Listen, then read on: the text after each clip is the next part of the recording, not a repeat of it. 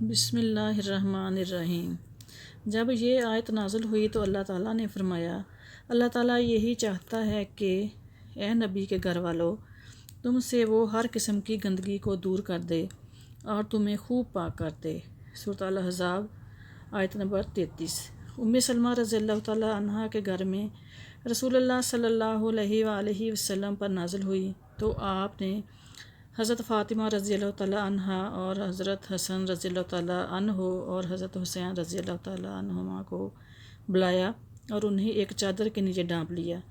حضرت علی رضی اللہ تعالیٰ عنہ آپ کی پیٹھ کے پیچھے تھے تو آپ صلی اللہ علیہ وآلہ وسلم نے انہیں بھی چادر کے نیچے کر لیا۔